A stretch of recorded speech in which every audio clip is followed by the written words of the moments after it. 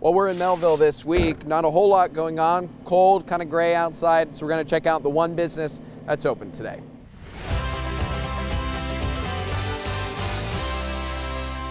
Hi, Daniel Phillips. I don't think we actually officially met.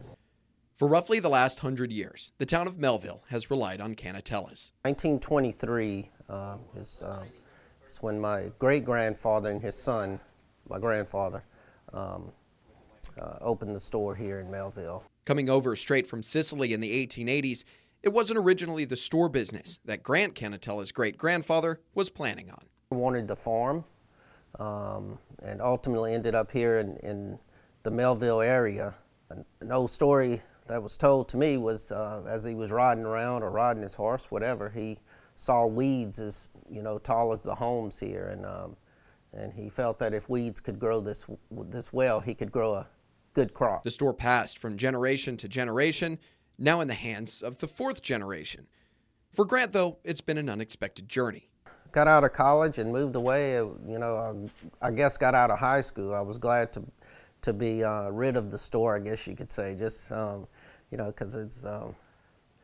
But then once you get married, have a child, and things kind of change, you want to kind of get back to your roots. But not one that he regrets. It's been really good. I got to work about 14 years on the side of my dad, and had I not come back, I would have definitely missed out on that.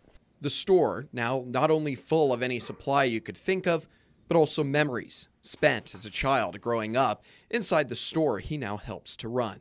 Our mom may have had errands to run, so you just got dropped off at the store to kind of hang out, and of course Dad would find odd jobs for you to do. So yeah, but there's a lot of good times growing up in the store with,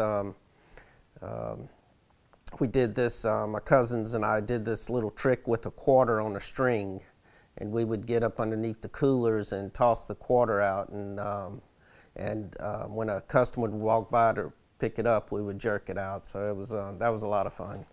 So a lot of games, and then we were always closed on Sundays. We got to ride the bicycles in the store.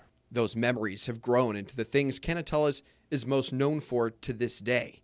Italian influenced foods, it definitely, came from my great-grandfather, grandmother, who taught their children, and on down. And our Italian sausage recipe is what was told to me was my great-grandfather's. Our olive salad, which is our own recipe. And their signature dish. Central Grocery in New Orleans. My dad went in there one time to pick up fennel seed for our Italian sausage when I first moved back, and he told the owner that I was working on creating a muffalata, and the guy said, well, the first thing you have to do is have a good bread. So that was kind of what I started was with the bread. The muffaletta. Keep adding to it, taking away, and till you have something you really enjoy. Hailed as one of the best in the state. You got to have definitely a good olive salad, but you have to have a good bread that's going to work well with the with the oils that's in it. It's not going to become too soggy. So here we have a beautiful muffalata. Also a throwback to Grant's childhood memories.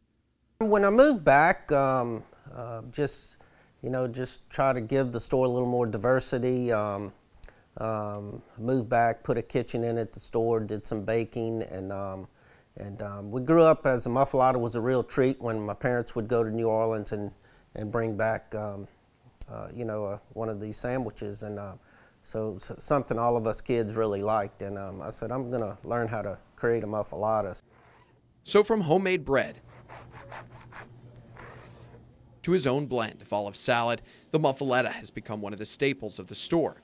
A store that remains the last remnant of a once booming Melville. We're doing everything we can to keep this store going, for our people in town here. And while that store will serve as a flagship, there is an expansion into Baton Rouge coming for Cannatella's. Bring some of the stuff we're known for and take it to an area that has a much larger population. So we ended our trip to Cannatella's the way you'd expect. Dave swore by this, so.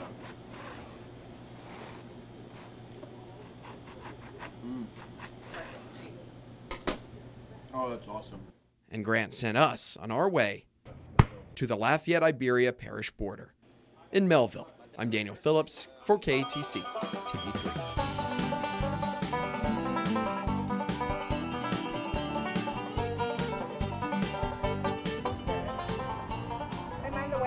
No, ma'am. You're fine.